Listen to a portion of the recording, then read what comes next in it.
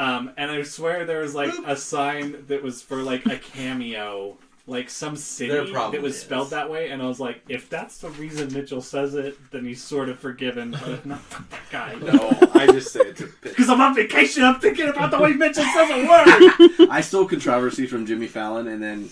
That's also a British thing, though. That's is it? Yeah. Oh, yeah, that makes it. Controversy. Yeah, it's a British pronunciation of that. And then Mimi. It never sounds quite like what you just did, but I'm off my British because I finished binging that. Honestly, I can't think of a worse group of people to have around a table and attempt to do accents than the people we have right now. This is maybe the worst. Hey, I used to be decent at when I actually worked on it. I mean, I've discussed it before, but I mean, like, your impression of just female gender is good by itself. But when you try and do, like, an accent with that, it becomes infinitely better. It's tough. Winter is coming. Where are my dragons? In the Game of Thrones, you either win or you die. The things I do for love. A Lannister always pays his debts. Chaos is a ladder. Hodor. You know nothing, Jon Snow. We are the Rewatchers on the wall.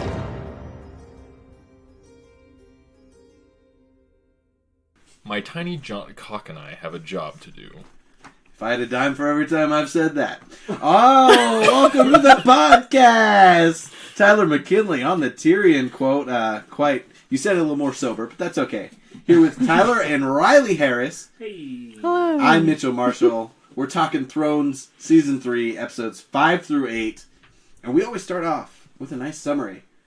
And he's taking a deep breath. I was going to do lip buzzes in between, and I forgot. So here we go. I'm gonna without any warm-ups. Stuff I wrote. Hold on. I'm gonna kneel down. Don't be alarmed. My butt is falling asleep on this chair. Go ahead. You didn't need to. We didn't. Well, I was gonna start kneeling down in the middle of his summary. Everyone look at me just like thought that you knew how cool my summary I thought you were bowing down. Okay, Tyler. 3, 2, 1. Swag. Oh, hold on. Oh, I'm actually gonna. Sorry. Son of a bitch. I'll cut this. I'm just gonna. I just wanted to check to make sure this was. You still can cut swag before too. I go through that. No, you should keep swag. Keep it in. Okay. On Season 3, Episode 5 through 8 of Game of Thrones, this stuff happens. The Hound kills Beric and Thoros of Myr brings him back to life. Ygritte steals Longclaw and steals Jon Snow's virginity in a cave. Turns out maybe Jon Snow does know something about sex. The Brotherhood lets the Hound go. Jaime and Brienne arrive in Harrenhal. A disgraced maester takes care of Jaime's hand. Gendry is going to stay with the Brotherhood. Rob's men kill the Lannister teens. Rob orders those men killed and executes Lord Karstark against the Council of Catelyn and Talissa. The Brotherhood tells Arya that they will take her to River Run. Stannis visits his crazy wife. Jaime takes a bath with Brienne and tells a true story behind him killing the Mad King. Stannis' daughter goes to see Davos in jail. Dany attempts to decondition the Unsullied. Robb decides to attack Casterly Rock, but he needs Walder Frey's help. Littlefinger talks to Sansa about leaving. Tywin tells Tyrion he will marry Sansa and that Cersei will marry Loras Tyrell. Gilly teaches Sam how fire works. Asha shows her hood side. Jojen sees Jon with the Wildlings. Jon climbs the wall with the Wildlings. Ygritte tells Jon to never betray her. Melisandre finds the Brotherhood. Beric sells Gendry to Melisandre. Melisandre tells Arya her fortune. The Karstark boy is still torturing the Theon. The Freys want a public apology. Harrenhal and Edmure Tully in exchange for their help. Roose Bolton tells Jaime that he will send him to King's Landing, but Brienne has to stay.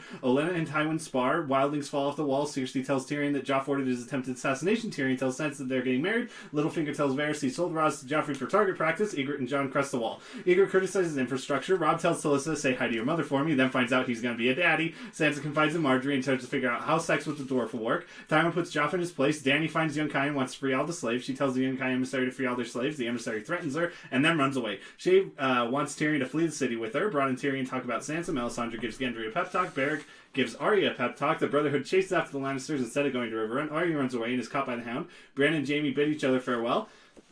Theon is seduced and then possibly castrated. We didn't see it. I don't know. Jon tells Ygritte they have no chance against the real army. Jojen and Asha disagree about where Bran should be going. Asha tells a story about her husband. Jaime worries about Brienne, so goes back to Harrenhal only to find her fighting an honest-to-goodness bear. Jaime helps her and tells Loki he's taking Brienne with him. The Hound tells Arya he will take her to River Run. Dany meets with the commanders of the Second Sons, who are sellswords fighting for the Yunkai. Melisandre and Gendry arrive at Storm's End. Davos is hooked on phonics. Stannis sets him free and tells him about his fire vision about a battle in the snow. The Second Sons draw straws to see who will assassinate Dany. Marjorie tries to become friends with Cersei. Joffrey gives Sansa away and takes Tyrion's stool away. Tyrion and Sansa are married. Melisandre seduces Gendry and leeches his blood. Stannis throws the leeches in the fire and says 3 names: Joffrey Baratheon, Robb Stark, and Baelor Greyjoy. Tywin is worried Tyrion is so drunk he can't get a boner. Joffrey threatens to rape Sansa. Tyrion and Sansa don't have sex. Daario shows up to Dany's tent with the heads of the other Second Son's commanders and pledges his men to her. Gilly and Sam are still in this show, apparently, and Sam kills a White Walker with dragonglass. I'm so glad you said it that way, because I thought the same thing watching this. I was like, oh yeah, holy shit. Yeah, I was like, seriously what I got. And they're doing the same thing last time I saw them. Like, oh no, he's still alive in the snow. I hoped it would have been quick and merciful to him, but he's still here and he's got a baby with him. Terrible winter. And it's not even here yet. Winter's not even here, right? It's a fish. Oh no, or winter is officially summer's here? over. It's fall. Right. Okay. No. Which no one talks about. No one talks about fall. It must just be because it's kind of. It's the Stark's favorite time of year. Because winter's coming. Yeah. Well, yeah, Sam's kind of doing an Oregon Trail thing right now, just trying to keep that baby alive. Dysentery's gonna hit Just pretty lots hard. of fluids and bed rest. He can't start a fire. It is funny because he does seem like a bad player in a video game that all the NPCs are like, here's how fire works in this game. He's like, oh, it's that easy. I need a tutorial on this. Exactly. Yeah, not made for the wilds, that one. Definitely not. I like when she says, do you talk fancy to confuse me? And he's like, no, that's just how I talk. I'm just kind of dumb because you were raised by your psycho, rapist, incestuous family. Yeah, that's... Who's by your father, husband? Your father, husband, brother, cousin, uncle. I mean, wow. Yeah. Who she wants to name her baby after. Oh, yeah. Oh my she's gosh. like, what are you thinking? Yeah, let's get this stuff out of the way up top, because then we don't have to... Her naming her baby was worse than us naming our podcast. Yeah. We wanted to name it Breaking Bad! I just wanted to name our podcast Craster. You guys were against that. I don't understand. Craster's Wives. And I was the like, podcast. no, Sam's dad. Is it like Randall? What? Randall. Randall. Yeah. Yeah, and then she says, like, the only other name she knows, Mormont. I think she says John, because she knows he's probably mentioned her. I think Maybe, I he don't know. I like can't lists remember. off names to her. Yeah, and he starts saying says them at John some in it, point. and you're like, oh, Because okay. he's like, Mormont's a last name, you heathen. You dummy. Yeah, And it made me realize how bullshit last names are. Who needs them? Yeah. I want to live like the free folk. Just one name and 7 daughters who are also my wives. Okay. I mean, that's just All one right, free well, folk. Yeah, I'm sure, I feel like in the books they do a little bit more of, like, son of, just so that if you know Right, their father, yeah. you gotta get some lineage. Another interesting thing, it's really taboo for a wildling to name their child before they're 2, I think. Because there's such a chance that they're Where going to did you die. pick up this I'm doctrine? going to Google this when we're talking, but I'm pretty sure in the books they won't name. I'll Google it, but I'm pretty sure they won't name their kids for a while. But Gilly seems open to it. And I just realized I've free folk and wildling are the same thing, right? Yeah. Yes. Okay. Just 2 names for the same. Craster is technically a wildling because he's someone north of the wall. He's not. It's who. If you live south of the wall, you just refer to everyone as South of the wall, you're a wildlings. kneeler. At the wall, you're a crow. Everyone up, Right, wildlings. okay. Yeah. Where they call themselves free folk. Right. You know nothing, Jon Snow? Wow, that was Egret. Okay. All right. Who'd you think it was? You know nothing to do. What was she in the other day? That was SpongeBob. You get Marlon Brando every time. On your second attempt, it's always 50% more Marlon Brando than it was before. Was she really? She's doing some. All right. She was naming her kid. Did they decide on a name? I don't No, not think yet. so. No. Then they get interrupted by Oh, All the Chuck. crows. yeah. Or They A million ravens. birds. She should have asked the White Walker's name By, and been like, "Hey, wait, what? One sec." That's one more that I know. Let's put it in the hat. You're, later. It's just like a screech. He's like, Yeah. yes. It's just teeth falling out onto each other. From now on, baby, you're going to eat. As much shit as we're giving this scene and their sequence, there's some important information revealed at the end of this. Right, yeah, yes. This part is cool. And the fact that we know that, like, stabbing a White Walker with a sword doesn't really do much. The only way we know of is lighting on a fire. And then Sam... Which it is convenient that we have, like, 12 disciples of just fire hanging out below the walls, so, like, Melisandre might be able to just take out the White Walkers. It might not even matter. I mean, it's called the Song of Fire and Ice, the actual name of the book, and now we see, like, dragons have fire, the bad guys have ice, like, all these things are, there's, like, little foreshadows, but, like, this dragon glass was foreshadowed, and I think it is interesting to see that we don't know what's going to be effective, because he makes a point to be like, I can't make fire. And then he's able to kill the White Walker and become Sam the Slayer. Which is, like, an interesting concept because it's, like... I mean, technically all rock is, like, molten beforehand and then cools, right? But, like, specifically this is volcanic of some kind, right? Well, this would be, like, dragon-related volcanic. Yeah, so there's, like, technically, like, the idea is fire in it or formed it that makes it able to kill them. Which is cool. It's dumb, but it's cool. Right. Like, and so that's an important piece of information that's just kind of like they haven't talked about yet, which is the cool part about just add that to your almanac of like how to defeat White Walkers and file that away for whenever that matters down the line. Which like is something like it's interesting that Sam now is getting his own storyline. Right. I don't know if day one you would have thought, okay, he's gonna separate from Jon and be relevant, and he does it on 2 levels now. Yeah. As Jon gets captured, and now he's away from the Night's Watch. In these episodes, we lose. Mormont, we can just let's stay north of the wall real quick here, and we go down at Craster's Keep. They're on their way back, and they have a lot less men. Craster's kind of trolling them, and some of this happened in the last episodes we talked about too. Yeah, as far as that, And these guys you can tell there's a few guys who are really upset by Mormont, and it's like you do what Mormont says, and there still is a line of honor, and these guys just get all too fed up with Craster, with Mormont, and in the books this rebellion's a lot more interesting, it's a lot more developed. I don't know if it needs to be, it's just not critical when you have limited time, but it was super interesting to see these guys come up and just start, like a massive civil war of sorts breaks out. We only really know the name, besides Sam, of like a couple of other Night's Watch guys, and then we know these 2 guys are douchebags, and I'm sure we've heard their names. Well, Rast has been from the beginning, right? Because he's one of the first guys that Jon meets. It's him, and then Gren and well, the dude from Pacific Rim. It's like comes out of nowhere. So you're like, we have not seen this man before. Yeah, and he plays that part so well. Yeah. It's one beat, but he does good. He does a great job. That's why they got him. Yeah, it's interesting because it feels like I can't remember exactly how many people are left back at the wall. It's not a large group of people, right? 1,000 men. Yeah, so it feels like this feels like the majority of the Night's Watch is basically crumbling into like disarray at this moment, right? And it feels really weird, and I didn't expect it to happen. But yeah, it's intriguing. It feels very sudden. I mean, you lose Mormont, who played this brief father figure role. We know that he's related to Jorah, even though that connection for our purposes is fairly tangential. But it is a weird thing to think about, like, because you see plenty of Jorah after his dad has died, and you're like, he just has no idea, because cell phones and Twitter don't exist. It's nice that which is how you find out those things. It would have been nice if one of Craster's wives had tweeted it out. She's like, well, guess what just happened? But it just went to all of the other Craster's wives, because their social network is that small. It's gone to shit, LOL. It's called Twin Sester. It's just 17 of the same posts pop up and all get 17 likes. Every time. Sister Wives-a-gram. Sister, wife, daughter, granddaughter-a-gram. Anyway, also it's important that Gilly has this child. I think that's important. She does have the baby during this stretch. And it's a boy. And it's a boy, which freaks her out. And that's why, like, when the chaos ensues, I mean, in the end, like, the most important thing, it sucks to lose Mormont, but the biggest thing is, like, that baby gets to live, and Sam gets to take her like he said he would if they came back. He wanted to save her, because, you know, if he's got a boner somewhere down there, it's pretty hard for her. It's pretty hard for her? Yeah.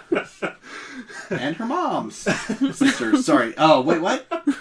Oh, boy. It's confusing. What a confusing, yeah.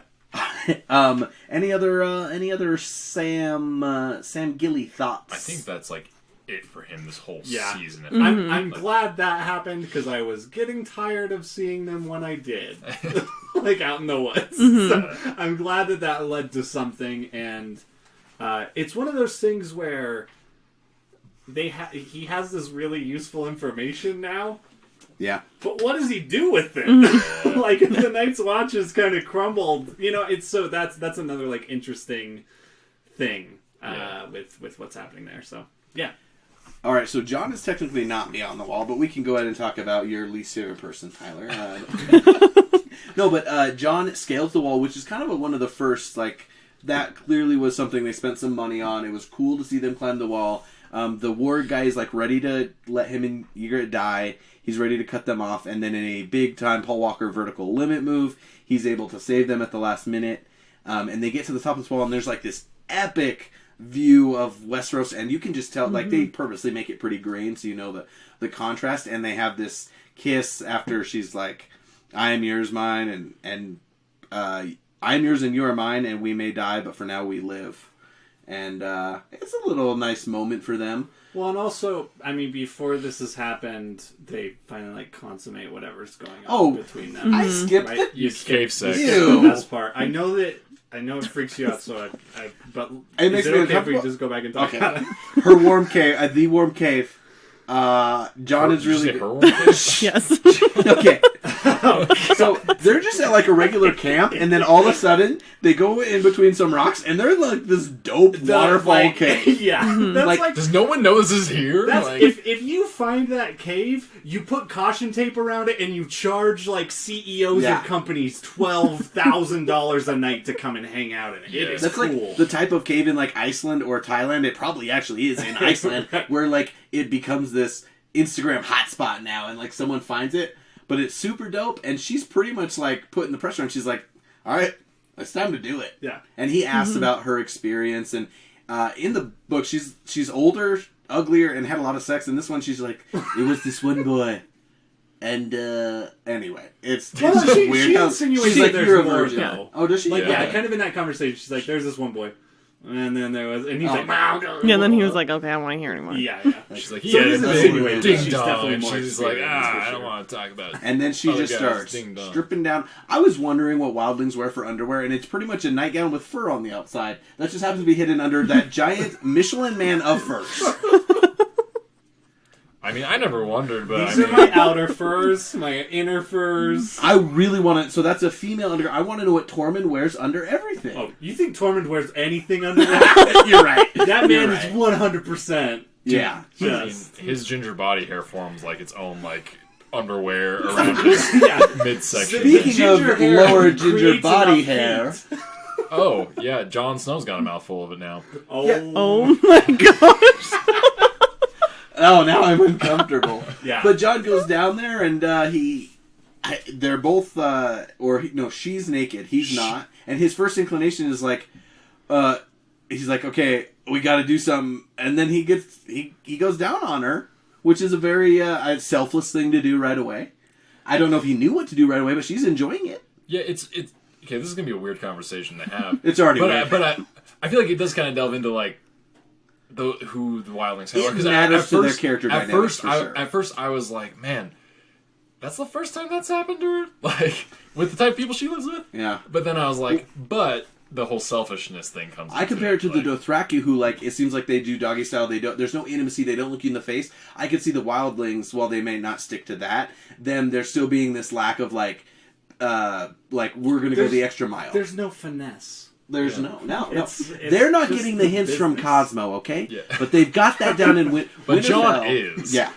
John is getting King's Landing weekly, and he's going to the back pages, with the tips. Is that? Yeah, that's the magazine where Marjorie Tyrell ghost writes a sex advice column. Right? Is that?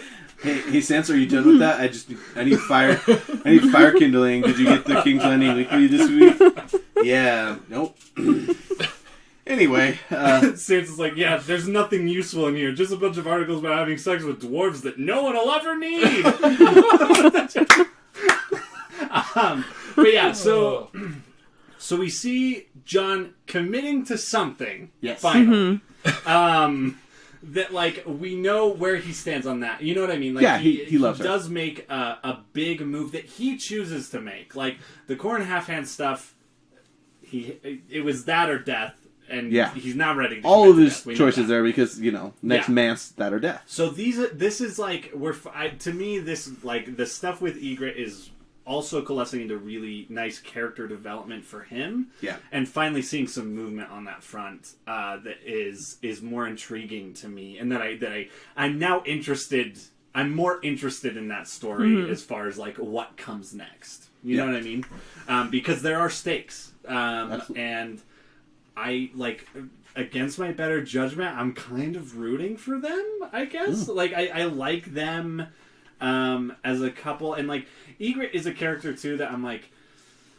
What an ugly name. I don't know how savvy she is. Yeah. Because like the first time we're introduced to her, we learned she's pretty fucking savvy as far as strong like, and knowing clever. what to do. Yeah, and so there are still times where I'm like, I feel like there's some really genuine, really great moments between them, but I also don't know whether or not to trust them. You know what I mean? I for a person, love John's moment at the end when he tells her that you can't win the war. Right. I think that's important because as much, and it's interesting because Beyond the Wall she keeps going, you know nothing, Jon Snow, you know nothing, Jon Snow. Now they're on his side of the wall and he's like, you don't understand how militaries work. Yeah.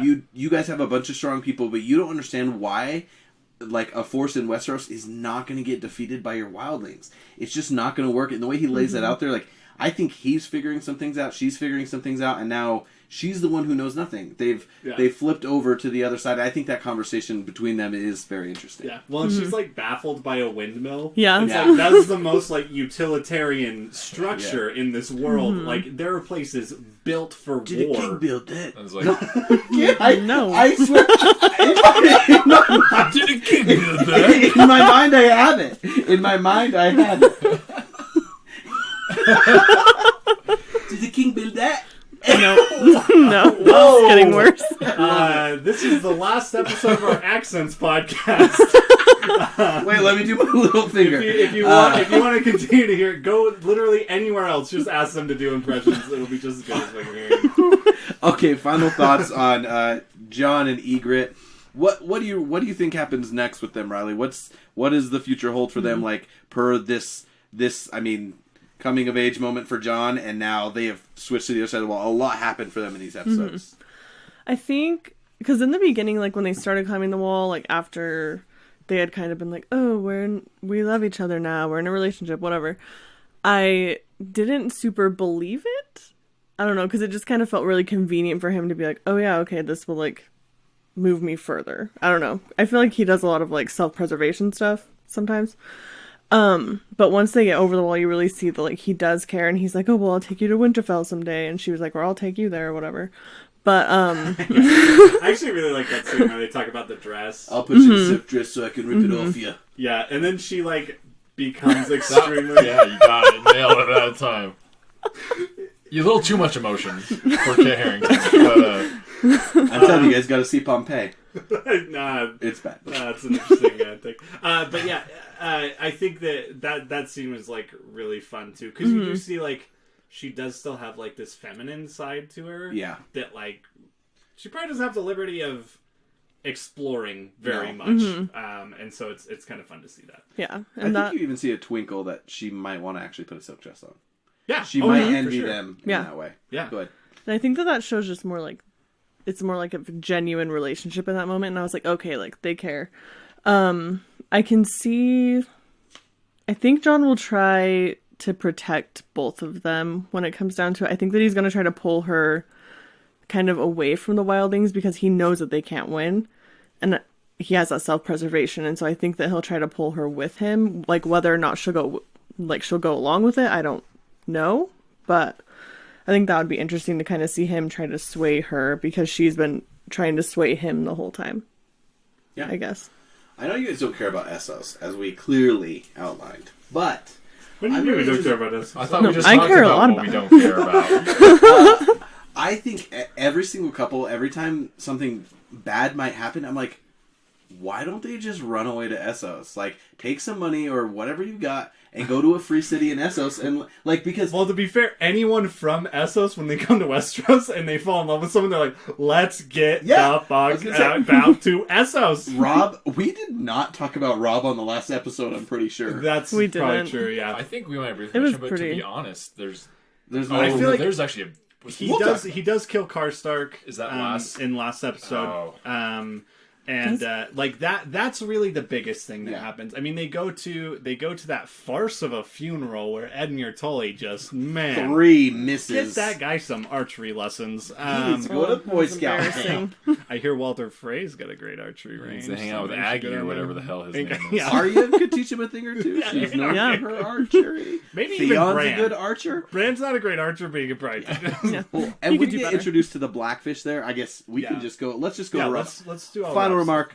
If you're in love, go to Essos. Don't be held back by wanting your family to be happy or anything. Anyway, so we get introduced to the Blackfish, who is Catelyn's uncle. Her father has died.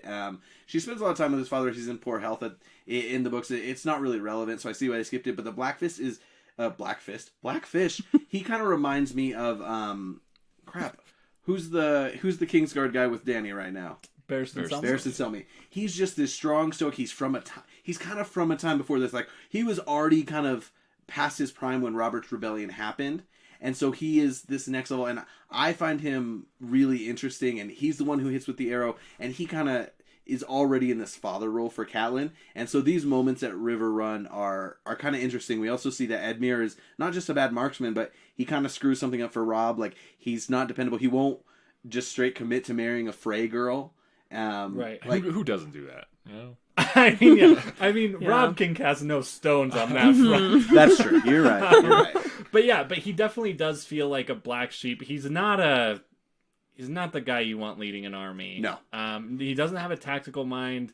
I'm not really sure what his strengths are because we haven't really seen any. No. But yeah, he does eventually agree to because Robb and the Blackfish kind of talk him into it. Yeah. He does say that he'll marry the Freys to basically replace the big chunk of Robb's army that he lost by executing Lord Karstark. Mm-hmm. So Karstark kills 2 Lannisters, and then he just trolls Robb to the point where he's like, "You're just gonna let me off? Like, you're such a wimp." Mm-hmm. And then he acts like it's this terrible decision for Robb to kill him, but then Robb loses a huge chunk of his army. The Karstarks and the Starks, like, it's the reason they I don't remember the backstory, but they literally come from the same line of Starks. The Starks have this huge, rich history with Bran the Builder. Bran is named after a very old, very important guy who built the wall, according to the legend. So the Karstarks, this is a big deal, but at the same time, Robb didn't really have a choice. And again, he lost 2 pieces that he had, and now he's got to go back to the Freys, which they pissed. Yeah, right. Mm-hmm. And it is worth noting, too, I mean, Lord Karstark is a part of a growing contingent that includes the Boltons, who are not happy with the Starks. No. Roose Bolton is the accountant-looking fellow who is always telling Robb to do things differently, and who Robb is now holed up at Harrenhal. Or not trust, but he's willing to put him in charge. He thinks he's a good, strong leader among his Northmen. Right. But he is the guy who's like talking about. I think at one point he's talking about torturing prisoners, and Robb's like, no, like all this stuff. Anyways, so it is interesting. Like, losing Lord Karstark, it's like I feel like that's an eventual thing, anyways. But this is definitely not going to help whatever comes in the future. Yeah. I feel like. So, anyways, it's something I did want to point out. It's not like super important, but it was a interesting little comparison I noticed this time of the scene where he cuts off Karstark's head is very reminiscent of Theon cutting off Roderick's head. Mm-hmm. But he gets it in one swipe. It's rain. Yeah, and exactly. It's raining, and it's like both these guys who don't want to do what they're about to do, really. Yeah. But they feel their need for leadership, and in Robb's case, I feel like it's kind of that. I'm sure what's going through his mind is everything that his father taught him about man past sentence, swings a sword, right? And he gets it in that one swipe, whereas Theon took several. And just showing that difference in leadership between the two, I thought was, I mean, I don't know so much why you would make them mirror each other so much, other than it's just kind of a little fun, I guess. I mean, I think it's convenient too because their upbringing is pretty similar, right? Yeah. I mean, they're raised by the same person, and I think you're seeing kind of different paths from them because we talked about this a little bit with Theon last week. Is he kind of has that breakdown where he talks about Ned very He calls him. He says, "My father got his head chopped off." Right? Yeah. At King's Landing. And now we're seeing Rob walking, maybe almost footstep for footstep, the same path that Ned did for probably the worse, I would assume, because that is not how you survive. It's really starting to feel like he says in one episode, he's like, I won every battle, but we're losing this war. And it really starts to feel like it in these episodes. Yeah. And his mistake is one, following his father through honor, whereas his mom is like, we need to cut some corners. She's recognized some of her own mistakes. She's trying to figure out what's best for the family. Rob's biggest mistake is falling in love and making the honorable move of marrying her instead of like, I don't promote keeping a mistress, but in this world, I don't know why he felt the need to follow immediately... Braun's advice, wed one, bed the other. Yeah, he marries Talisa. We find out in these, as they have like a war council sex moment, that also she is pregnant. Right. And that's if she would have been pregnant and he said, I want to marry you, that would have been different. But it was like, as soon as he fell in love, he's like, we have to get married. And I'm not saying marry the Frey girl and keep a side piece, but like, he should have known how destructive a decision it was to ruin that thing that you made with the Freys. And so just seeing him be in love, I'm like, oh, I'm happy for you, but your honorable decision to be with her, like, it feels wrong already. Yeah, it felt doomed. Yeah. And I think we talked about that when we were like, she first got introduced, and I was like, this feels bad. It feels like it's gonna end poorly. Like I don't want to be into this because it's gonna be bad. And she's an interesting character. I like the way she counters a lot of things. Again, she's from the East. She has she just has a different point of view on everything that's going on, and some of them are more holistic or just don't understand the need and the dynamic that's going on. But in the end, they're just these two young lovebirds. And Rob made a lot of good decisions. You gotta at one point he's winning. He may have only been winning the war for a battle or two, but he is doing everything he can successfully for the North. And this marrying her was a huge mistake, but the Karstark thing, which I think he had to kill him, but it's also a terrible move. And losing Jaime, that's Catelyn's bad, but it just feels like that mother-son duo they're just making mistake after mistake when they are the only legitimate strength and current existence. Every other Stark is scattered in a disastrous position. That scene where he's contemplating what to do with Karstark and everyone in the room is telling him, you have to keep him as a hostage.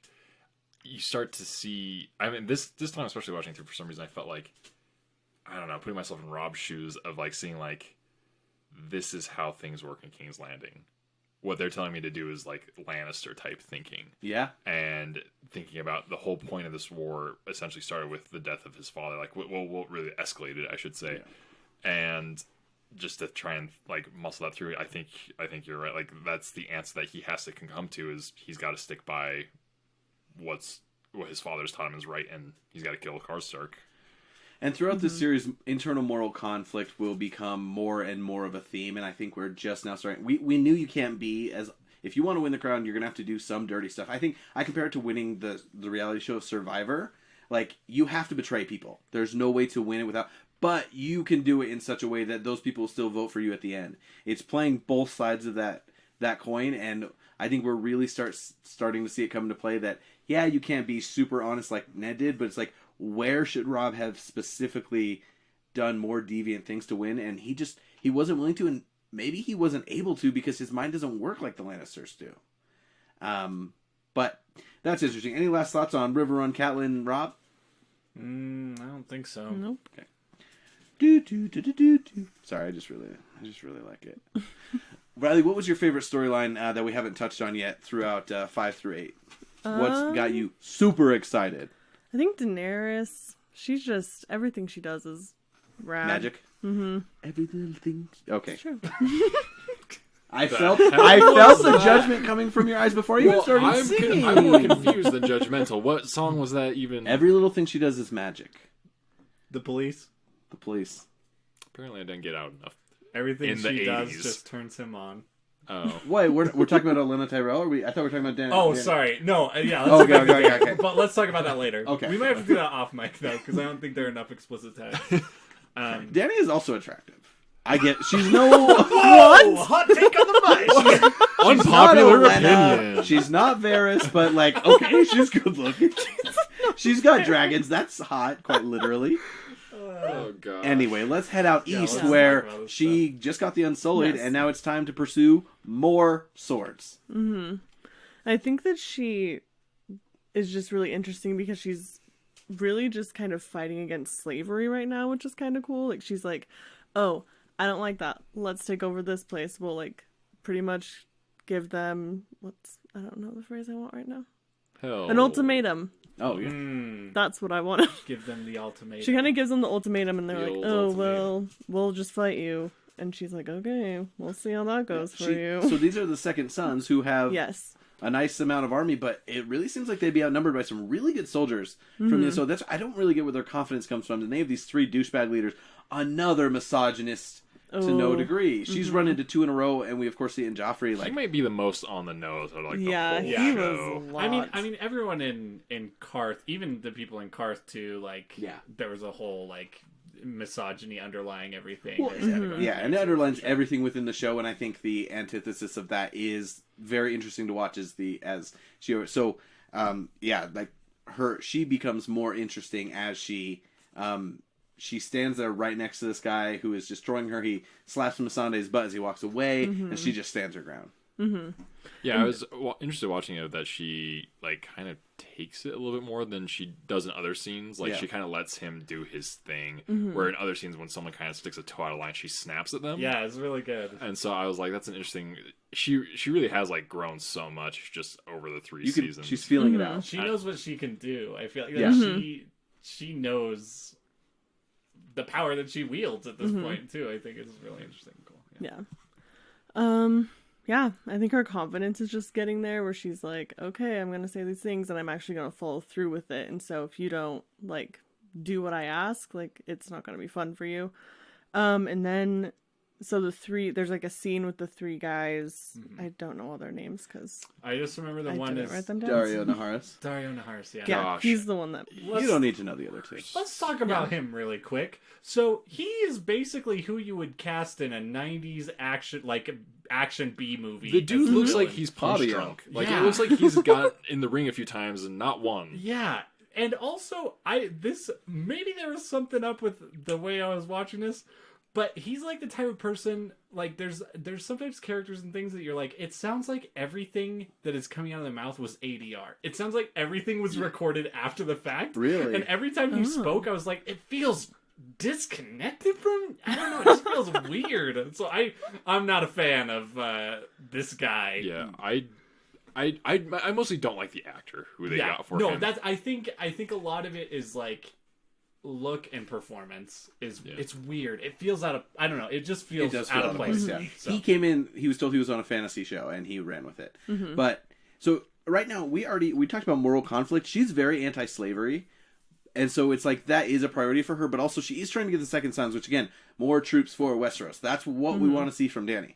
So it's pretty interesting, but yeah, she stands up for herself well. She gets more soldiers. So what happens is the 3 guys go back to camp and they're like, hey, who's going to go kill her, slit her throat, and they draw coins. And it's Dario. And he sneaks in dressed like an Unsullied. And at first he's holding Missandei, but then he's kind of like, I'm really into you, so I killed those guys, and I want to be loyal to you. Which is very interesting, because that's not how she expected to gain the advantage. But he says he's all in. Dario's essentially Mitchell. What? I know, he's just going off about Daenerys' beauty and hotness. And, You're making it sound like I'm objectifying her, okay? Both brave people for saying what they did. I mean, I'm with you. I'm just saying, yeah, you would kill for her on how hot she is, or how hot you think she is. No, Olenna is my queen. Calm down. Get out, man. Sounds like you got a lot of queens. Maybe. Well, look, here's the thing. I don't want you to compare me to Jorah, who I love, but man, what a little bitch. Like, Joffrey's a little bitch, but Jorah is like, he's someone's bitch. Dead. He is. He is. He is about as whipped Big, as hairy can possibly bitch. be. Yeah. He's hairy. But yeah, I mean that's kind of the main stuff that goes down. It's more of her kind of power playing stuff, and now she has a even bigger army, which is great and interesting. Sweet. Yeah, I don't know exactly what the next step is. I mean, she's got to get ships from The- the Yunkai, presumably. Yeah. Which is what she'll do. And we do hear about the That's three fine. Slavers Bay, Yunkai, Marine, and one more. But there are three large... Astapor, right. Which she's already just Which she destroyed. messed up. Yeah. Cool. Anything else east of the Narrow Sea you want to touch on? Well, let's go to King's Landing. Tyler's favorite place. There's a lot of different things going on. Who's the most interesting character outside of Tyrion? I say outside of Tyrion because I know you're going to say Tyrion. Yeah, I know. That's what but I want to talk I don't about. even know if he has the most critical role in this set. Some of the most interesting scenes are Yeah, Tyrion not scenes, power play ones, but the dynamic. Oh, no, fine. Screw it. We're going to talk about Tyrion because he goes through some really hard stuff in this one, and it's interesting the way he handles it because part of it's with alcohol, but he does a noble thing. Yeah, this is. I will say in these episodes, it's the first time we've seen Tyrion legitimately like hammered in a while. Too. Yeah. like we haven't seen him this way, but It's also the first time I feel like we see him, like, his main talent is knowing what to say all the time, and that there's a string of like 3 episodes where every scene he's in, it's almost like he's at a loss of what to say, right, and is bested in every conversation. Yeah. I will say, so he becomes Master of Coin. He became Master of Coin last episode, or in the last set of episodes, and is now basically doing that. And just a side note on Littlefinger, basically, I feel like what I've learned is if you want to give someone something without actually giving them anything, tell them they can have Harrenhal. Because like, it feels like a running It's given away like Really 5 given away. times. it feels like an inside joke in the kingdom that no one's on the inside of until they've owned it for 10 minutes. Because he got sent to the area in these episodes, right? Yeah, They're he like- gets to marry Lysa Arryn. Who That is- poor guy. Oh. But anyways, yeah. So in this, At in least these he can episodes, get some milk if you want. but Tyrion and Cersei are both set up for marriage, Right. With Sansa and Loras. Yeah, Tyrion with Sansa, and basically for very strategic reasons, because that gives them a hold within Highgarden, which is the second. I mean, the Tyrells are the second richest family, right? Most importantly, they are over an area that is very fruitful when it comes for the kingdom. Yeah, and then the Tyrion and Sansa basically to prevent Loras Tyrell from marrying Sansa because she is now. It gives you some, north. some legitimacy to northern control, and it gets Tyrion out of the way in a way. Yeah, and that scene is crazy. When Tywin tells Tyrion and Cersei, I really love that scene because it is the first time I feel like that we see complete and like abject confusion on Tyrion's face, and man, it's a bummer because we've even talked about it. The scenes where we've seen Tyrion with Sansa, there have been like 2 or 3, and there's such a respect between those characters of like Tyrion like respecting what Sansa's doing in her position, and now to have to tell her like we're getting married. You gotta. Oh, when he has to do it in front of Shay, and he tries to get Shay to leave the room, and Sansa's like, "No, she can stay. It's cool."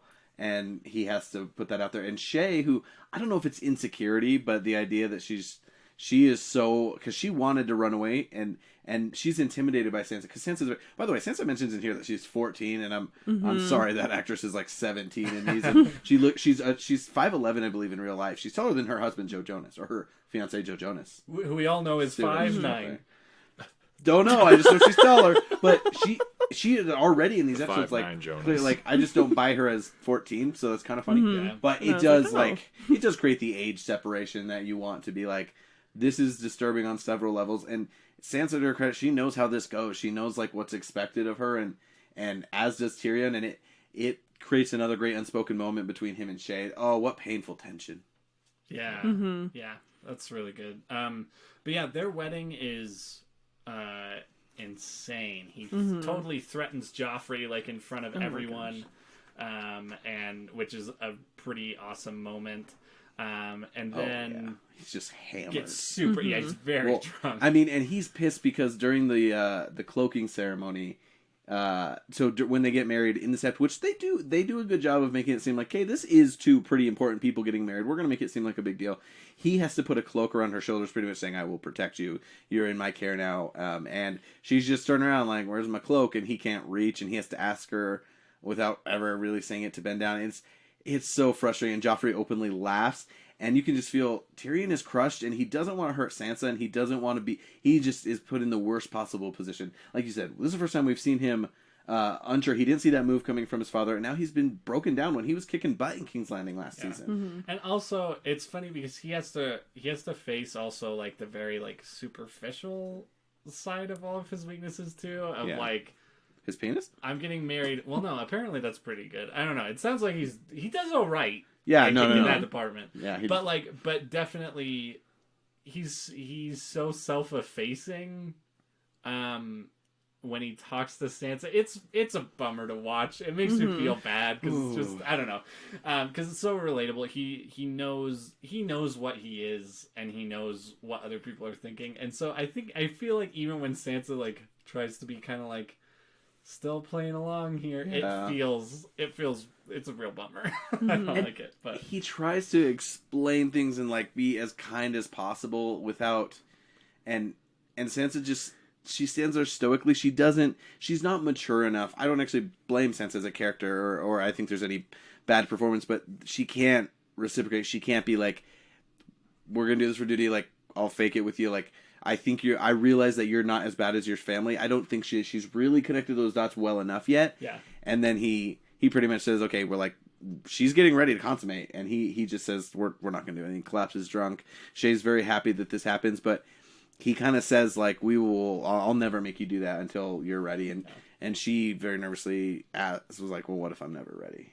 Yeah. Which is painful because you think, man, he cares about her, and if the Lannisters win and they have to be together forever, there could be a point of affection where it's like, it's best for us if we have a son. Maybe she'll come to love him. Like, the impossible has happened before, and she's just, the thought of that, he knows how disgusted she is by it, and that is sad. Yeah. Especially when Shay is like, she's into it. Shay needs to be on her side and be like, hey, he's really in love with me, but I know you guys need to do it. Let me help you. Yeah. So I'll close this out just by saying Tyrion and Shay, best romantic relationship in the show. Okay, who's next? Some of the other little lingering problems. Loras, who is now betrothed to Cersei. Oh, can I say one of my favorite lines in these episodes is when they're at the wedding and Cersei's like out on the balcony. This is where I was going. He comes up and talks to her and he's like, you know, my dad used to say, she's like, no one cares what your dad used to say. And the scene ends. And then she just walks away. It's so fun when she's just like, I don't care. Mm-hmm. Yeah, it's very good. It's really interesting because I feel like Loras is just a weird character, kind of. Like, he's very skilled. Like, he's a very skilled swordsman, and he's even compared, I don't know how much they do in the show, but in the books they compare him a lot, like, being almost on, like, Jaime's level. Yeah. Like, he's one of the But he's never really fought in a battle. Yeah, exactly. Mm-hmm. And so it's but like, he does unseat the mountain in, like, the first season. Yeah, that's a crazy true. thing. But, like, he doesn't really play he doesn't play the game, really. No, like, he's a puppy. He was in love with Renly, and now he's at court trying to figure out what to do. Are they twins? They're twins, right? No, they're not. They're not? Oh, well, clearly Marjorie got the brains of the kids in that family. Yeah. And I love when my lovely mamacita Elena is like, she's just like, my son's an idiot. We have not met her son yet, but she's just like, yeah, he's fat and dumb, and he didn't really fight all that much. It's pretty funny the way she knocks him down. Mm-hmm. But yeah, I just wonder, like, how that marriage goes, you know? Like, oh man, yeah. Like, that's gonna be rough. He's just gonna be like, the one thing he knows how to do is, like, physically fight, but that's not the fighting he's gonna have to endure his whole life. Like, and he's just gonna get torn apart. Yeah. And this is just, like, step 4 of this season of just Cersei getting beaten down, which is kind of fun to watch. Yeah, no, I'm not gonna lie. She's miserable. It's great. Super satisfying as the character I hate most in this whole show. Yeah. Well, she didn't have to deal with her dad for a long time, and now she wants to be recognized. She wants him to realize, like, look, Jaime's a great soldier, a great swordsman. You hate Tyrion, and he's a smart guy, but, like, he's never going to be anything. I am your best chance at having a child who leaves the biggest, best legacy. I have this son who is the king. Like, I am doing smart things, and he puts her in his place and is like, You're not doing everything you should be doing as a Lannister, and you want to do all these stupid, frivolous things that are just about your power plays. And so I almost like him. He's not good. Like, clearly he's a bad person. But as a character, he might be the most head on his shoulders when he's willing to do the terrible thing, but he's also has some common sense. Well, this is like the point where, like, I mean, it's kind of his whole, every point he's been in the show, he's never... There's other characters that give him a run for his money in the scenes with him, especially like Olenna and... Yeah. But he always comes up on top at the end. Yeah. And this is the point where I kind of just realized, I'm like, man, Marjorie was making some headway, and Tywin Lannister's just like, nope, I'm winning, like, and I own this. They're throwing haymakers back and forth, and it's very enjoyable to watch. Yeah. And so I don't know. He's always interesting because he's not so... He's always intimidating, but he's not as overpowering as someone like Cersei has been in the past, where it's like, for a whole season, she just... Every scene she was in, she's like, I have the power in this, and his is more back and forth, but in the end always comes out. And it hit me more this time watching it, like, wow, this guy's a powerhouse. Yeah. He makes a couple of big moves there. Anything else in King's Landing that happened that we need to address? We might come back to something, but those are the... At the wedding, Joffrey went up to Sansa and was essentially like threatened to like rape her that night. When my uncle's done with you, which at this point Joffrey could probably still be a virgin, even though he kills a whore. Yeah, which was random and douchey. Which Roz, who's you're right, it is douchey. Sorry, what a douchebag for killing that whore. Okay, in Westeros, it's like douchebag level. But yeah, he's like, after, and he was pretty much like, I'll have my Kingsguard hold you down. Mm-hmm. Yeah. For no reason. Yeah. And she was just like, awful. Oh my gosh, I'm never gonna, like, you could see it in her face that she's like, I'm never gonna be free from him and like the terror that is Joffrey. I wonder if she considers killing herself. I don't say that lightly. I'm kind of surprised there's never been, maybe she's too young. Yeah, there hasn't. I think she's too young. I mean, you kind of mentioned earlier, like, with the whole wedding night stuff, she knows what's going to happen, but I feel like that's the extent of it. It's just the knowledge. Like, I don't feel like I feel like Sansa is still so young, she doesn't fully comprehend everything that's going on and, like, all the implications. Like, I feel like it really... I don't know. Well, I don't think she would think that. After that's my her dad's death, she kind of went into this dormant survival mode. Yeah. Of, like, trying to repress all feeling and just saying we need to get through the day and survive.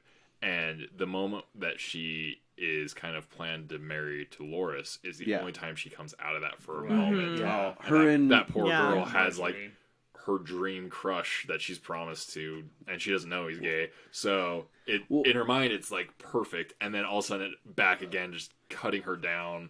And like, I mean, I don't like who Sansa was before the trauma happened to her, but you can't help but be like, this poor girl is just... I will say the scene where her and Loras are talking about their wedding, and like hearing Loras talk about the wedding, that was a joke that was maybe a little too much for me. He's like, oh, and the bride, of course. Oh yeah, the bride. Like that, like moment, I was like, okay, you're like leaning way hard into this, but it's kind of funny. It is, and it's interesting that the way her and Marjorie talk. Marjorie's manipulating her, but you can see the girlish excitement in Sansa.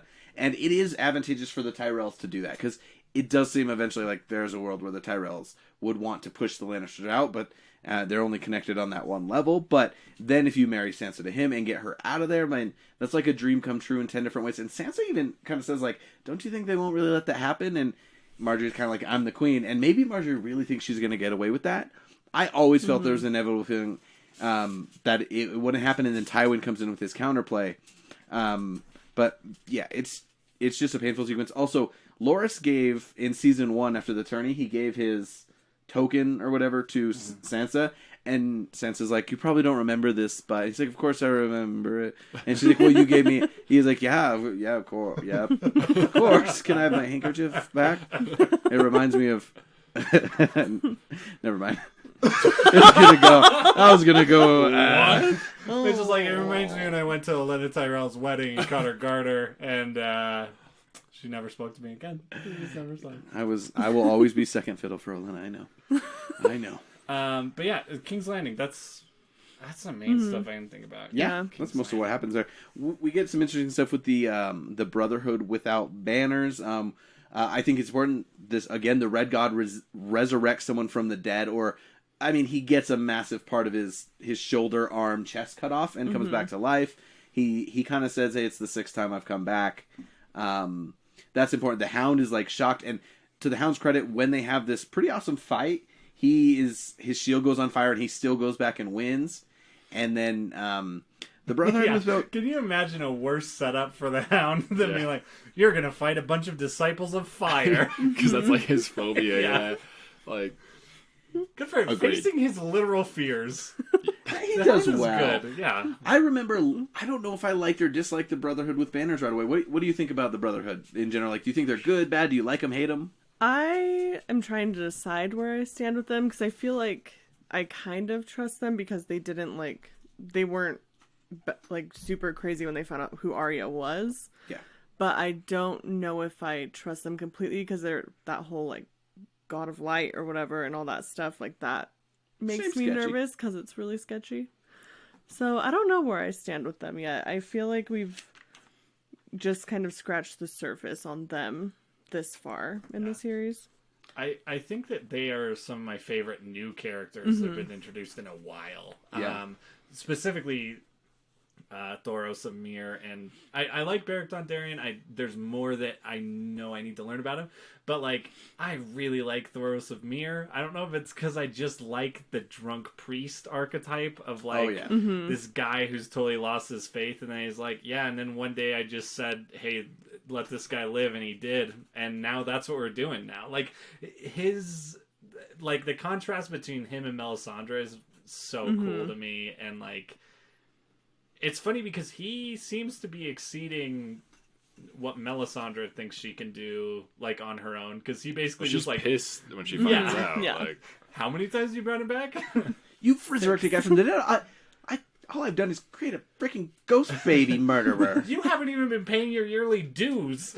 Just get drunk in a cave. But that meeting between them is something that I really like. That scene, and one I didn't see coming, and is one that's not in the books. That's a change. She never shows up there, and that is a wonderful change, and something I don't know. I was really surprised to see, and worked out really well, and had a lot of facets just to that sequence of their relationship. The fact that they're part of the same religion, I think, is kind of lost on the viewer until that moment. Yeah, oh yeah. Well, and she infers that he was supposed to go to King's Landing and try and convert Robert, and like he was supposed to represent R'hllor in that way. And we're all seeing this technically. It's more their own thing, but Arya is our main character-ish that's there. And I like when she loses control. She gets this bloodlust moment where she wants the Hound to die. Now that the Hound has run and he tried to protect Sansa and where he's at, do you think the Hound is bad? Like, I remember wanting the Hound to die. The Hound is like a dope motorcycle gang all in one person. Oh, who's just like roaming, and like I'll tell you what, when like 20% of your lines consist of you being like, "Fuck Joffrey, fuck the Queen," you're pretty awesome. You're doing good. So I'm like, he is, to me, he's like this wonderful mess of a character that's just like, he's insane. Like, I really don't know. Like, he can be like unhinged at any moment. But like, also, the last couple of times we've seen the Hound fight, it hasn't been super great. You know what I mean? Like, but he has been fighting like with fire, literally. And so like it is interesting to see that. I think the Hound is super cool. I'll say watching Arya ride on the horse with the Hound is one of the most adorable things I've seen in this show. Like that long shot, it makes me so uncomfortable. You just see little tiny Arya and this giant hulking tries man. to feed her. She's like, nah. She's like, no thanks. Like, it's that is a cool. I'm excited for that pairing. He's a wonderful, complex character that I did not appreciate very much when I first met him, because he is the Mountain's brother and he just seemed to be disgusting, but it's clear that he's a little bit different from the rest of the Kingsguard right away. So again, he pretty much kidnaps Arya and takes her off, and she thinks that he's gonna take her back to King's Landing for them, and he that's when he's like, he's like, no, I have nothing that I want to do with those people. He's like, I'm going to take you to your mom and your brother. They're going to be at the Twins, where the Freys are, and the wedding's going to be, and I'll sell you back to them, which, selling a human, but it's not really the worst thing he could do. It's not the worst thing we've seen No. by far. Not at all. That's One a more pretty touch. tame thing. When Arya finds out about resurrection, this is her first real encounter with something fantastical on this next level. And she says, can you bring back a man without a head? Not 6 times, just once. And it is heartbreaking. It is. But then they're like, look, your father, like, you don't want to bring him back into this. Like, and no, we can't. I mean, Barry Dondarrion does say that he's like, every time I I've been brought back. I feel less. A little bit of me goes with it. I feel like they've established in the lore that there's no afterlife with that, because he's like, at least in that moment, because he's like, she's like, you've been to the other side. He's like, I've been to the darkness. There's nothing there. Interesting. Yeah, I hadn't really thought about afterlife. With the and Red. that's not. I remember that not being in the book. Yeah. So I wonder what that lore is for this show, and if that is like the definitive answer for that, or if it's just, if you've been brought back so many times, you essentially have sold your soul and you're gone. I don't know. Whatever it is, but I found that to be an interesting point, and yeah, it's that is a heartbreaking moment with Arya to have that, and then to go from complete despair there. Oh, also her relationship with Gendry. She has this bond with Gendry, and he's like, I'm going to become one of the Brotherhood, and she's like, okay, thought we were getting married, but nope. Oh, we had a thing going. But then, then Melisandre comes like, oh, I need that kid. Here's some gold, and they're like, okay, we really need gold. We like gold. And, sorry, bud. And she gets super mad at them, and so she's kind of been on this roller coaster for a bit of just being pulled left and right and jerked around, and then finally she gets this like hope from the last person she expects of, I'm going to take you back to your family. Yeah, because she doesn't necessarily want to stay with the Brotherhood, but Gendry's kind of been there. Like, she's kind of in no man's land, so it's interesting where she ends up. And then let's head back towards Stannis. So Melisandre takes Gendry back there, and then she starts getting frisky with him. Gendry has his first date. Yeah, goes really well. Gendry he's trepid. There's some That's trepidation. You have a good date, huh? I mean, going from nothing. I mean, it's a good story. This is really happening. Oh man. I mean, had sex on the first date, drank some really expensive ass wine. There was some blood, but there's some blood leaching. Was, maybe my freedom and a little bit of my blood. And for some reason, she didn't. She put like 3 of the leeches on his chest, and then she put 1 on his peen. Yeah, that's where the best blood comes from. Oh, that wouldn't say for Joffrey. Yeah, that's ritual blood. The Joffrey leech. So she throws these leeches into the fire, therefore, like pretty much dooming these people per her. And that's interesting, just because I think all religions have shown unreliable, and the Red God has performed some real fantastical stuff, but it feels so untrustworthy, because I think the biggest thing is like everything she's doing is for Stannis to win. Stannis comes in the room right after all this happens, because and Gendry kind of finds out that, or before this, he kind of found out, like, I have king's blood. I'm Robert Baratheon's bastard, when he thought he was just the son of some whore. And now Stannis, who we haven't talked, we should talk about Stannis and his daughter, but otherwise he's just kind of been sulking after Blackwater. Yeah. No, I think, Davos comes back. We didn't talk about him trying to kill Melisandre, and so he gets imprisoned for that. Stannis is such a interesting character. There's a scene in these episodes where we get introduced to his family, of his wife, who is batshit, and she keeps her stillborn children in jars, her 3 sons that never saw life, in these formaldehyde jars in her room. That I will say too, the production design on that, the most Frankenstein ass shit I've seen in a long time. And Stannis comes to me. The reason we're introduced to her in the scene is because Stannis has come essentially to confess that I slept with someone besides you, and I need to do the honorable thing and tell you. And she doesn't care. In fact, she's pretty stoked because I know I couldn't give you a son. He's banging the prophetess of her god, and that's she's into being a cuckold there. And which is really interesting that I think we talked about this a little bit last time, but like Stannis is like, I really want a son. She's like, here's a shadow demon that's gonna last the night, and he's like, she gave you a son. He's like, she gave me a son. I'm like, what the hell? Yeah, I was like, why you can't refer to that as your son? It's gone like, now. You really want a son, huh? How about a less brother? Oh boy. It's the same thing. Losing a brother, getting a son. I mean, what's it worth having a son if he doesn't have an uncle? You know what I mean? Like, take that desire right away. So we also meet the non-fetus child, the daughter. What? Shireen. I was like Shireen. Anyway, so sweet. So sweet. Has a little bit of dragon scale, and he gives her the most awkward hug. It was very disturbing, very rough. And she's in a cell, like they're capped down there. Like he really keeps her away from everything, and she's trying to use Hooked Phonics to help Davos out. Yeah, this is all at Storm's End too, right? Correct. Yeah. Is that okay? Or I thought it was a Dragonstone. I don't know. No, wait. I don't know. I don't that's know why where I'm they asking. I want to say it is Dragonstone. I want to say he's still at Dragonstone. I could be wrong. Because I can't remember if they were at Storm's End before. Or her character, I don't know if it's played by the same actress, but her character is in the scene where we first see Stannis burning the statues in season 2. And he's walking with her. And so she was at least there at one point, so I didn't know if... I'll Googleize it. All right. Yeah. Anyways, again, not important. Anyway, who cares where this shit takes she place? does... The mother does not like Shireen. She finds her unworthy because she's not a male. She kind of sees her as her failing because she could not give her husband a son, and also the fact that I think she's sick and has grayscale is something that she sees weakness in that and doesn't like that it came from her. I think, but yeah, it's a weird thing because who Stannis is. I think translates perfectly to the scenes we're seeing here with Shireen of him struggling to know how to be a good... He wants to be a good dad, but he does not know how to be a dad to this sweet child. I will say he's about as good a dad as I thought he would be.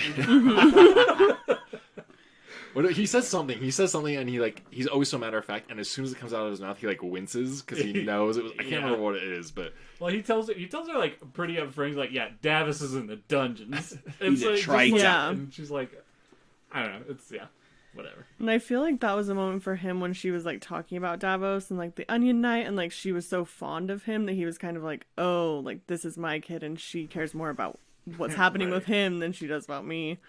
So I think he was really insecure about that a little bit. But yeah, he doesn't really have a plan other than she's trying to work some magic for him right now.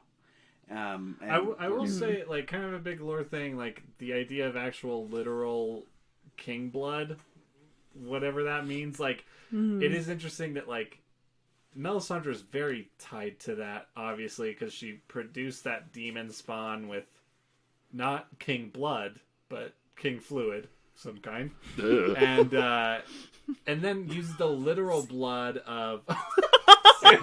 I wanted to whisper it, and I like started.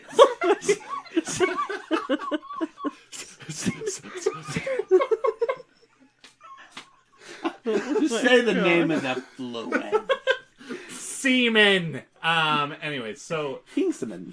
But it is, and I think it's that also kind of highlights, I feel like, her reaction to Thoros of Myr, who I don't think he's carrying around a bunch of king blood to do stuff. So, like, I don't know. It's interesting. Again, I'm trying not to think too much about like the mechanics of a lot of the magic in this world, because I don't feel like the show at least is gonna necessarily tie those things up in a satisfying way. There are ones that I remember always wanted to research these, and I was like, I don't want to spoil it, but I wanted to go on. There's a great Wikipedia Fire and Ice wiki that really delves into everything, but you get spoiled really easily. Right. So.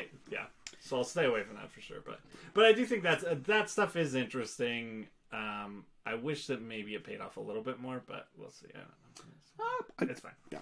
I don't think everything ever is going to get laid out, but I think things pay off. Yeah. I think that's an interesting about this show. I'm noticing, and I think that makes complete sense when so much is going on. I'm noticing foreshadowing and red herrings and little things that people say about the past or about history that are very relevant to what's going to happen later on.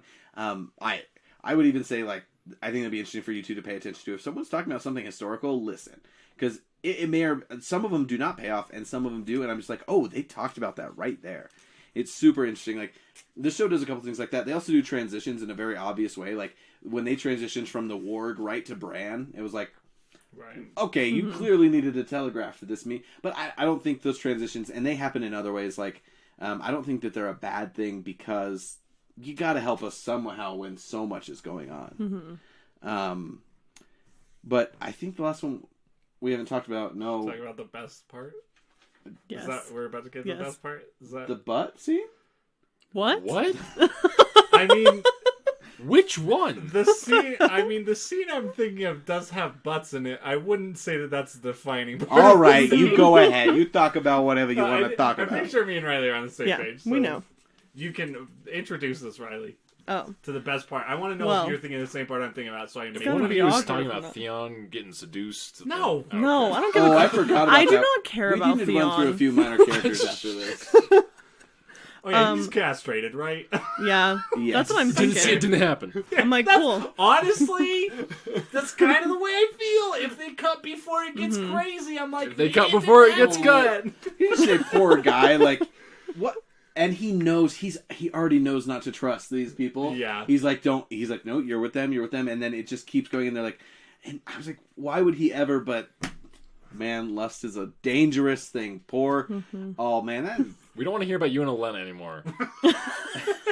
Don't make it a thing, okay? A little crush, a little schoolboy crush never hurt anyone.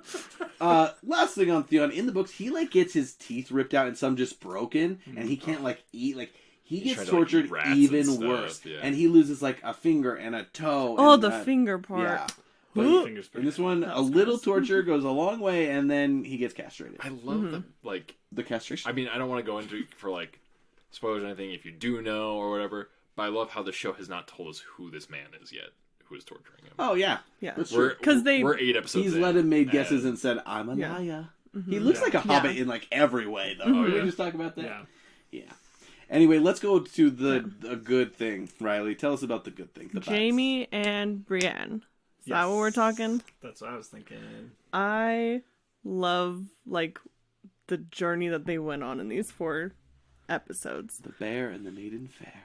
Yes. Like, because, Jaime kind of, like, he saved her from the rapist. He would do little things, but you couldn't really see... Saving anyone from rape is a significant thing. That's not like a little thing. That was a pretty big thing. Bear rape is even more. Some pretty big lies he told about the sapphires and everything. Right, it was sapphires. Yes. Yeah. So they think that she's worth, like, a ton. Which she is, because she's a person. And people are worth a lot. Even if there's not treasure behind it. She's a human being. She's a human being. PSA, people matter. And so... Yeah, so she's, like, taking a bath, and he comes in after getting his nub, like, D-nub. Like de-germed. Yeah. By put some peroxide in the there. guy who was kicked out of the Maester training place in Old Town. And they have a really interesting later. Jaime and him have a really interesting conversation. Should we talk about it now or later? Yeah, I mean we basically let's just explore Jaime and Brienne here. Experiment stuff. Okay. So, I mean, Jaime is being taken back to King's Landing at some point. And he's talking to the doctor guy, and he's like, well, didn't you just do, like, what experiments on, like, living people and everything, and people died because of you? And he was like, yeah, we've both killed people. And he's like, but how many people have you saved? And that really, like, kind of puts it into perspective. Like, he was doing things to kind of figure out how to save people, where Jaime was just killing people to kill people. Yep. Yeah, and he's probably killed less people, and it was in the name of science. Not to justify it, and he says that they're dying, but it's very interesting to see the tables turn on Jeremy. Jaime, which they repeatedly... Jeremy Lannister! And, I mean, you do find out that Jaime, like, killed the Mad King to save all of King's Landing, so he's like, well, I did save all those people. But that was, like, a really interesting... They're kind of humanizing Jaime more, which I never thought we would really see. Yeah, we actually hear that story, and you get why Jaime hated Ned Stark. Yeah. Mm-hmm. Also, from that story, and yeah, that's a really good scene. That scene in the bath is incredible. That scene, it's so good. I feel like I don't know, that character arc from the very first episode until that moment on that episode, to me is one of the best, most like subverting and just strongest character development in almost like when I think of character development, that's what comes to my mind of in anything in any sort of media. That's the character in that arc. Before he was this bad person who had betrayed his king. We knew his king was a bad person, and that's why I always wondered why he was such a big deal. He was Kingslayer, but it was his job. Like no matter, like Barristan Selmy would have defended that king to the death, and so it's interesting to see how he's typed. But then we saw him do these terrible things, and we know how terrible his sister is and his kid is, and so it's not that we prejudge. I think we accurately judge Jaime, but now that he's undergone this, like I'm very interested in him, and I don't want him to die. And I don't know if one episode ago I would have said that. And the way Brienne responds to it, and the way she's literally made to be naked, vulnerable, and hear this story and have to endure this, it is a powerful moment between those two, and even Stretch, because he knows that they won't let him die because he's an important thing to them. He's an important pawn. He jumps in the bear pit to stop her from dying. He sticks his neck out after they said, no, we're keeping her. We don't care about the sapphires, whatever. He risked his life multiple times for her, and maybe it's payback, but it's just so interesting to see the respect that they've gained. Yeah. Well, and it's I feel like this is a case where like character development too is done so effectively through characters who aren't that character. You know what I mean? Like, because I feel like the meaningful, cool character development we've seen has been while he's been with Brienne, and like those are not characters I would have expected to see together. But like Brienne is also changing in relation to Jaime. Like we're seeing her, we're seeing different sides of her, and mostly just she's loosening up as a person. You know what I mean? We're seeing a more emotional side of her. Before she was like a vengeful side. She was like a robot who very loyal. You knew there was a good heart, but passionate. Just just a soldier. Like I would relate her to Captain Phasma from The Force Awakens. Useless. Waste of space. No, but she's really fun to watch. Chrome Dome. She just fight with that cool like swinging thing in the anyway. You know what I'm talking about, like that random white thing that like why does this weapon exist? Anyway, it's like one of those party favors that like cranks, but they just got way bigger and lethal.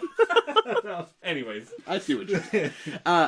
No, but again, this is a storyline that does not right now have a direct relation to the throne or to fantastical elements, but it is very interesting seeing these humans change and knowing their connections to the bigger story.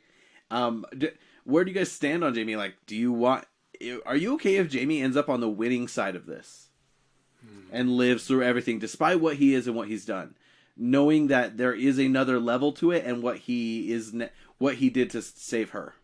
Is he redeemed in your eyes? Yeah.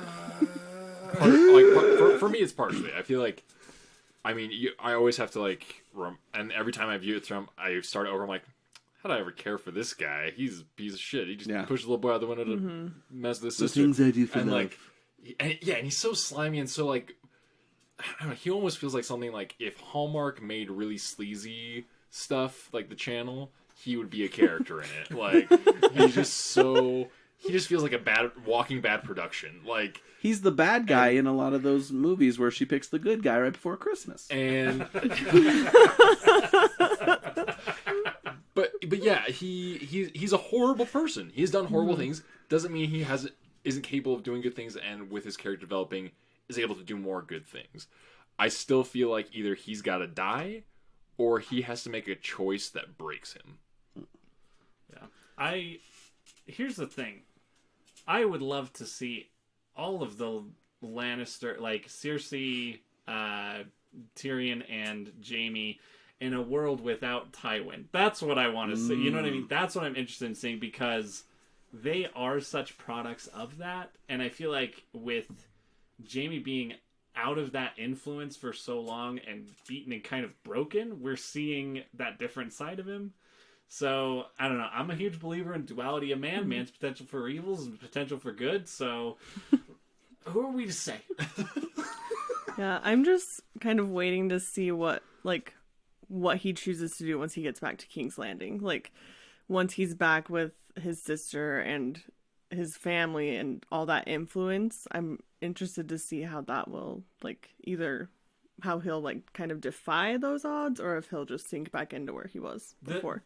The thing that keeps coming to my mind, like, in relation to that is, like, seeing Cersei react to Brienne when she sees her. Yeah, she's gonna be jealous. And how Jaime would think of, you know what I mean? Like, so I don't know. Yeah, that's interesting. Where did Locke get a bear? And how long has he been holding on to that freaking bear? It's a good bear scene. They shoot him with a crossbow. He's like, "Don't touch my bear." I'm like, "That is your bear? Where personal bear. Lord Bolton lets you keep a bear at camp and is traveling. They don't live there. That's Harrenhal." I will say the last thing I saw that actor in was Paddington 2, where he interacts directly with Paddington. Oh no. So... Bears. Who knows? It was Maybe Paddington. Paddington was attacking. I do hear if you slow this scene down and play the bear's lines backwards, you just hear him say marmalade like over and over. So. Oh, that bothered me this time. I was like, "Yeah, you guys are on the move. Why the fuck do you have a bear?" they went and got a bear. Get over it. Speaking the of bear unnecessary things, did Bran do anything in these 4 episodes?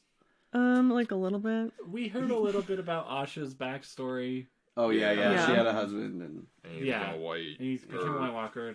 So here's the thing: they haven't really done a good job in the show of differentiating the difference between White Walkers and whites. And wait, what is that? What they're whites? WIGHTS. They're like zombies. Oh, that's why you burn and bury your dead because otherwise I thought they were the the White same. Walkers can turn them into these zombie things. I thought they were the same thing.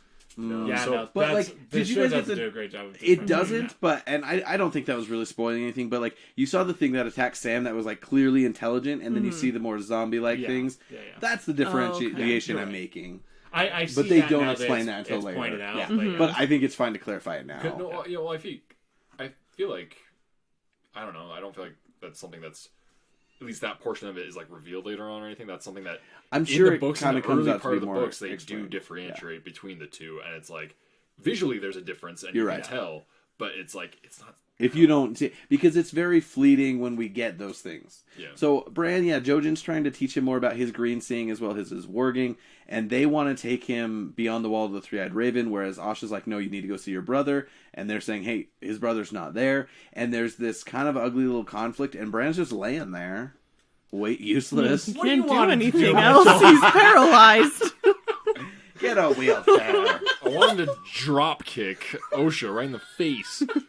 I love that moment where she's just complaining and she turns and the camera focuses and she's just been complaining to Hodor the whole time. And he's just like, Hodor.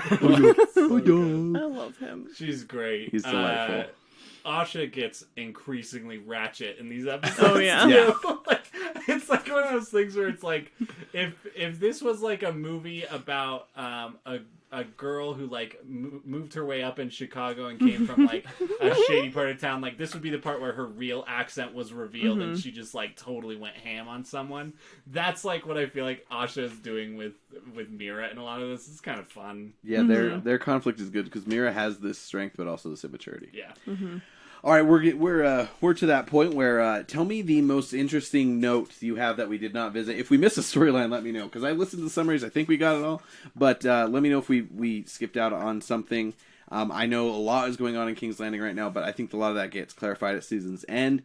I just want to point out 2 quick quotes.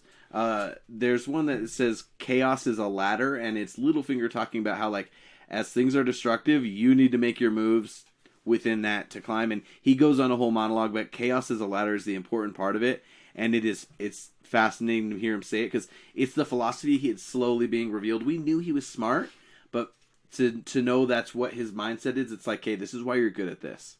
And then the other line, and I honestly, this is a famous one. I don't remember who says it, but they say, if you think this has a happy ending, you haven't been paying attention. Oh, that's the guy we don't know the identity of. Yeah, that's the okay, yeah. Because that's when, like, Theon is kind of thinking, maybe I can get my freedom if I guess who you are, this or that, and he breaks it. But that is so indicative of this show in a lot of ways. Although, like we said, like with what Dany did with her dragon in the last episodes, like, good people are going to win some things, but it's not going to happen. Like, nothing's going to go the way you expect it, and that's what I enjoy.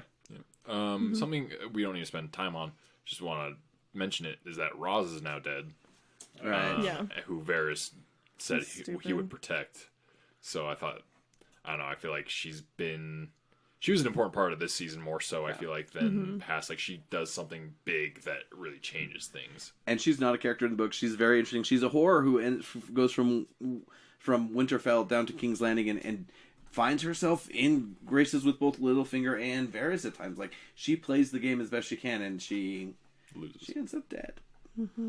Well, you win or you die. Riley, what did we miss? What do you think is important that we weren't able to cover from your notes? Well, I have a note that says wet shits are greater than Walder Frey.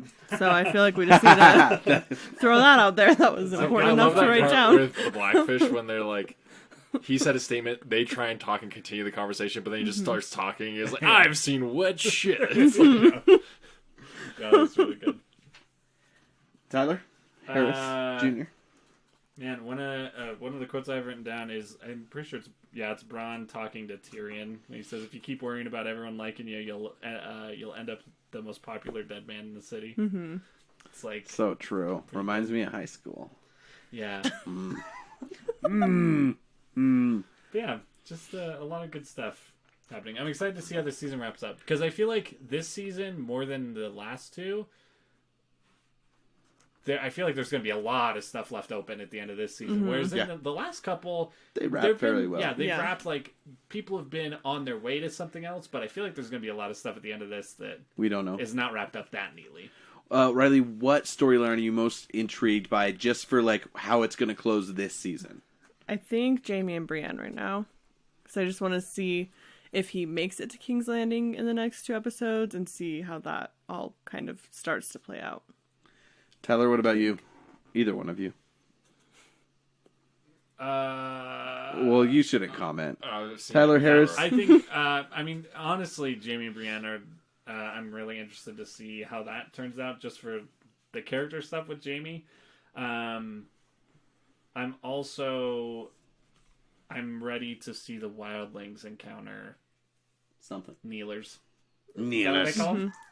Yeah, I'm ready to see some things, some, like, worlds clash that have been kept separate up until this point. I'm ready to see that. I want to see Dany hit the shores. I want to, like, those are all the things that I'm, like, most interested to see. I will say that my first time watching it, I was most interested. I didn't think it would. I mean, let's see how I can word this.